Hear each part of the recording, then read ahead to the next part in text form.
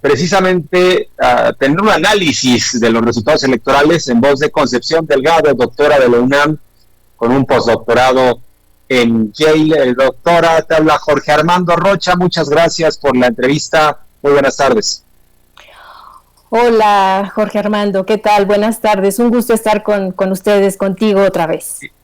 Igualmente, habíamos quedado de que darías el análisis, entiendo que ya pasó tu cumpleaños, muchas felicidades, entiendo que hasta el lunes, ya nos dirás si en ese sentido fue un buen regalo para ti lo que pasó el domingo, pero te pregunto de forma general, en un inicio te pregunto, ¿ves un respaldo de la mayoría hacia el proyecto de la transformación tras los resultados del domingo? Bueno, de entrada creo que sí tuve un buen regalo, con sus bemoles, con sus matices, ¿no? Pero sí tuve un buen regalo de cumpleaños. Por otro lado, me gustaría, antes de responder a tu pregunta, un poco contextualizar un elemento que me parece importante, que ha resonado desde el lunes de manera muy fuerte, que es la narrativa de los ganadores. Particularmente la narrativa de la oposición que se declara victoriosa, en un afán de construir un imaginario en la gente en términos de que triunfaron en esta elección. Me parece muy importante señalar esto porque ya es un punto de arranque del tipo de campañas de guerra sucia que va a iniciar de aquí a 2024. Entonces es importante tomarlo en consideración porque finalmente se trata de un mecanismo a través del cual pues empieza un conjunto de manipulaciones de las pasiones de la gente, ¿no? Empezar a hacer que la gente neutralice, digamos, ciertas formas de movilidad en términos de acción política, desalentar, un conjunto de cosas que vale la pena tener en consideración. Entonces sí me parece importante señalar la cuestión de esta narrativa que se intenta imponer. Bueno, dicho esto, te doy mi punto de vista un poco en términos de cómo veo si se ganó en el escenario o no se ganó. Pienso que el análisis tiene que hacerse como en diferentes vertientes. La mayoría de los opinólogos, de los analistas, pues intentan decir si ganó o perdió Morena, y yo pienso que hay que verlo como en tres dimensiones. La primera, el avance maravilloso que tuvimos fue la participación ciudadana, ¿no? Avanzamos, puede ser raquítico para otros países decir 52% de participación ciudadana, pero creo que para México fue verdaderamente de valorarse. Esa es una primera cuestión. Luego, en el terreno federal, valdría la pena, como se mencionaba hace un momento, alcancé a escuchar al final lo que comentaba el senador Damián Cepeda, ¿no?, que reproducías en la entrevista anterior. En efecto, Morena alcanzó un logro territorial muy importante. O sea, de 15 gubernaturas, logró 11 junto con sus aliados, después de que ellos gobernaban solamente en un estado. Entonces, en ese sentido, hubo un avance territorial muy importante. Eso no se puede negar, y es bastante importante en términos de la reflexión geopolítica del avance de Morena. Al mismo tiempo, hay otro elemento muy importante en este avance federal, que es que a partir de ahora va a tener el control de la mayoría de los congresos locales, 19. Sin decir que el año que entra todavía vienen elecciones y se configurarán, digamos, otra vez nuevas posibilidades de mayorías en los congresos locales de Morena y gubernaturas. Entonces, en ese sentido se amplía, digamos, el espacio de oportunidad de Morena, y en ese sentido López Obrador amplía su posibilidad de tener aliados con los que no contaba en el país. Entonces, eso es muy importante. Y por supuesto, lo que gana uno, lo pierde el otro. Y entonces en este sentido hay un fracaso radical, arrollador, como señaló el ex senador Gustavo Madero, en términos de lo que pasó con la oposición. O sea, resultó una victoria pírrica, el triunfo, digamos, de la oposición. Eso, digamos, con respecto al territorio federal. Un elemento más que añadiría sería la paulatina consolidación de Morena en la frontera norte. Ahí también hay que ser muy cuidadosos porque la guerra sucia también ya inició, en términos de que ese corredor fronterizo está vinculado al cártel de Sinaloa, etcétera, etcétera. Entonces, la guerra ya comenzó, pero sí vale la pena poner atención en ese corredor por muchas razones. Por un lado, la gente, la ciudadanía decidió por una opción diferente, pero también es cierto que es un corredor que está lleno de problemas en términos de los cárteles, del control de los cárteles. Hasta ahí, digamos, yo hablaría de este primer territorio. Un segundo espacio en disputa y que habría que analizar de manera separada, porque no se pueden meter en la misma bolsa, es el tema del Congreso de los Diputados federales. Ahí Morena mantiene la mayoría simple, pero también es cierto que perdió alrededor de 50 curules, y eso le va a ser muy complicado, digamos, a la nueva configuración en términos de los acuerdos para hacer modificaciones constitucionales. Sin embargo, yo creo, a pesar de las declaraciones de los partidos de oposición, que en este momento, por supuesto, están muy lastimados, que digan que no van a negociar, que no van a ceder un lugar, yo no estaría tan convencida. Sabemos de dónde vienen y sabemos el tipo de giro que dan de golpe. Entonces, es un problema de negociación, es un problema de acuerdos a partir de lo que se quiere lograr.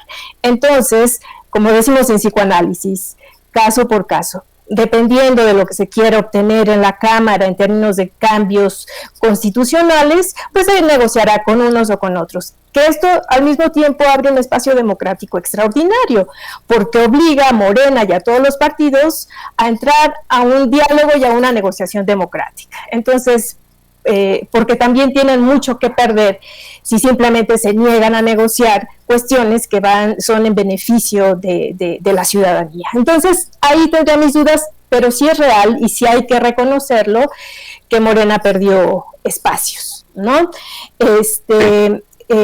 Y otra vez, lo que pierde Morena, lo ganan los otros, ¿no? Entonces, otra vez es un espacio que hay que analizar de manera particular. Y el otro espacio al que yo me referiría sería la reconfiguración política de la Ciudad de México. Y ahí sí, la pérdida de Morena fue fatal. O sea, en efecto,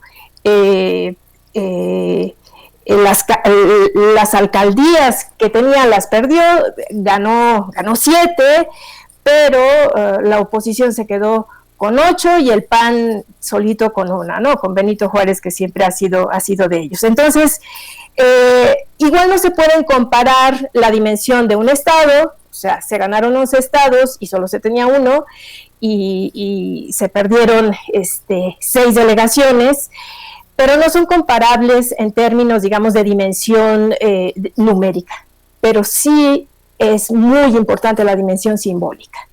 O sea, para la izquierda, para el obradorismo, la Ciudad de México constituye un centro fundamental de referencia.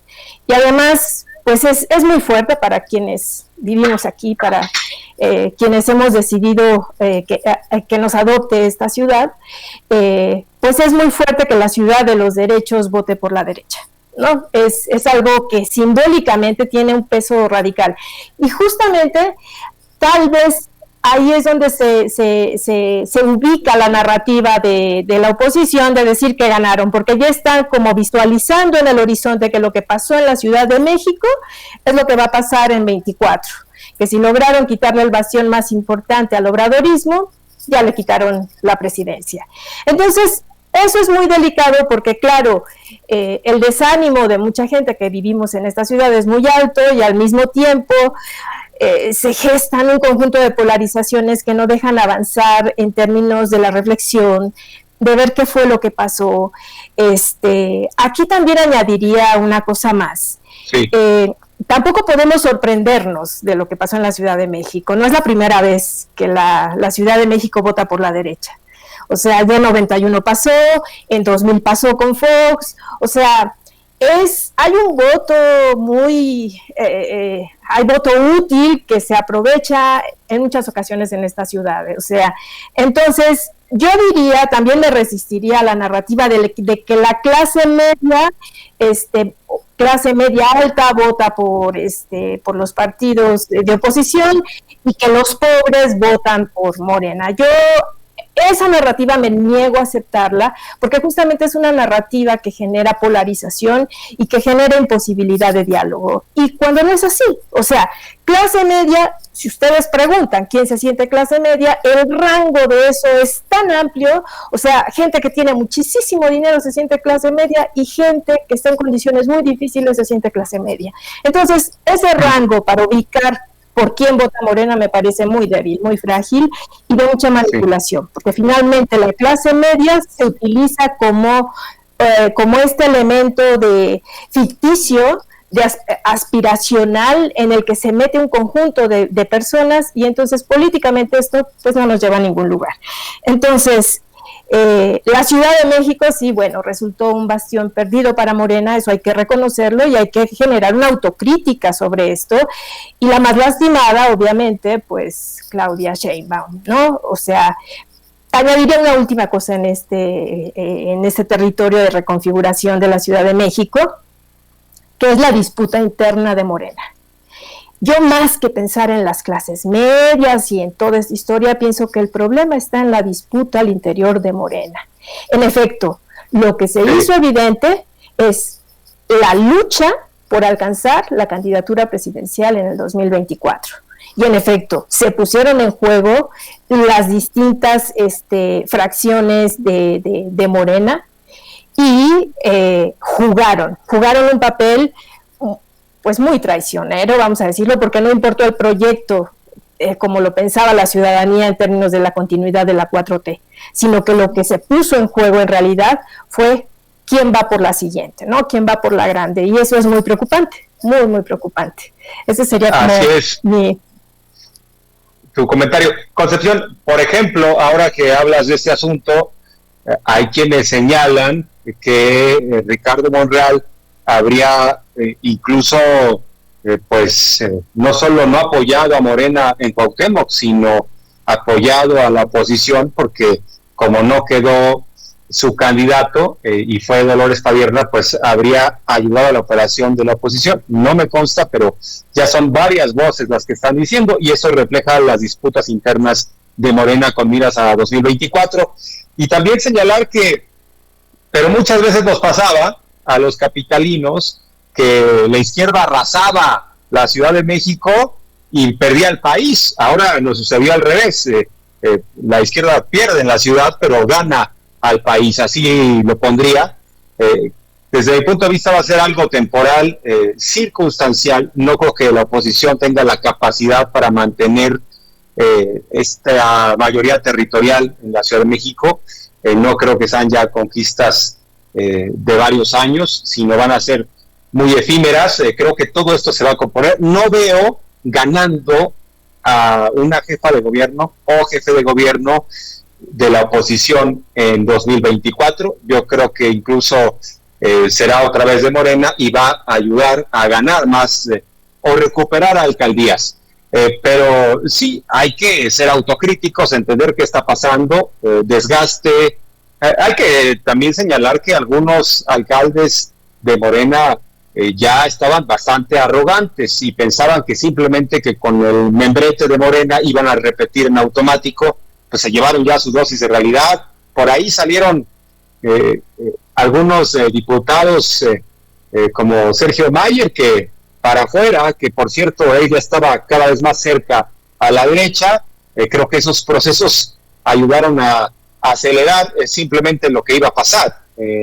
Y bueno, pues son muchas lecciones que todavía vamos sacando del domingo pasado, pero también buenas noticias. Por ejemplo, vamos a tener a varias mujeres gobernadoras de estados clave como Colima, que era priista, pero también, por ejemplo, Campeche, que era del PRI, Laida Sansores, estará ahí.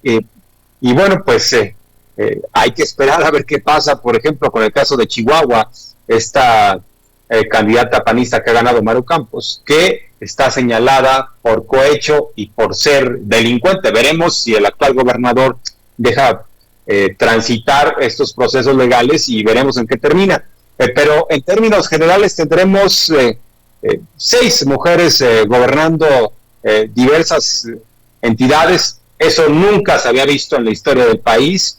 Y bueno, pues hay que también señalar estos puntos, porque hay quienes están en esta etapa de negación y además de cierta dosis, diría yo, de pesimismo, en donde no quieren reconocer nada. El hecho de que tengamos tantas mujeres será también importante. Y bueno, pues ahora sí, Concepción, que hay otro tema central. Claudio X González y sus amigos querían el presupuesto. No lo van a tener. En ese sentido fue una derrota muy mayúscula la que se llevan, Concepción. Sí, justamente es ahí donde yo señalo que hay, hay logros y hay pérdidas, ¿no? Uno de los logros más importantes de esta elección de Morena fue mantener esa mayoría simple en el Congreso. Eso fue fundamental. Ya lo que sigue es un plus, pero mantener esa mayoría simple fue estratégico y creo que en ese sentido, incluidos quienes vivimos en la Ciudad de México, apoyamos para que eso sucediera. Igual hay gente lo que es evidente es que la gente votó como de manera distinta, cosa que también está perfectamente bien, es válido, es una forma de la democracia, pero sí había como mucha conciencia en términos de que Morena tenía que mantener el control del presupuesto, porque de eso dependía pues un montón de proyectos y de políticas sociales que en general creo que pues estamos de acuerdo con eso. En efecto, en la medida en que se logra apoyar a los sectores más vulnerables, también la gente que menos lo necesita empieza a tener una vida mejor. Todos empezamos a alcanzar un nivel de vida más alto. Entonces, me parece que ahí es donde está la narrativa de Claudio X González con todos sus seguidores, en términos de decir, ganamos, porque claro, reconocer que el fracaso fue rotundo en términos de frenar el presupuesto, que era su objetivo número 1 en términos de toda su campaña. O sea, ellos no construyeron una plataforma política en términos de proyectos, de posibilidades de desarrollo, de ofrecer algo a la gente. Me parece muy interesante esta parte crítica en la que están del texto de Gustavo Madero, cuando dice, es que tenemos que reconocer que Morena o el proyecto de López Obrador ofrece alternativas a la gente y el PAN no las ofrece. O sea, no hemos sido capaces de contraponer una respuesta. Entonces, no podemos simplemente pedir el voto a cambio de nada. Y eso fue lo que sucedió. La plataforma era frenar el presupuesto a López Obrador a través de ganar el Congreso de la Unión, la Cámara Baja. Entonces, ahí me parece que el logro fue espléndido. Nos hubiera gustado más, nunca se planteó Morena ni el presidente la mayoría calificada. Eso no ha existido nunca. La mayoría calificada se logra a través de la negociación y del consenso. O sea, justamente eso muestra que no vivimos en una dictadura, que no se trata de ningún ejercicio autoritario. O sea, hay que negociar, hay que convencer al contrincante, hay que convencer al adversario de que vale la pena modificar las leyes, de modificar cuestiones para alcanzar, digamos, un o sea, un nivel de vida más alto y que la desigualdad pues vaya disminuyendo, porque eso es terrible. Luego, por otro lado, en efecto, de pronto me regreso a una cuestión que señalabas en términos de Ricardo Monreal, o sea, de algún modo pues jugó con la contra, jugó con la alianza en la Ciudad de México, ¿no?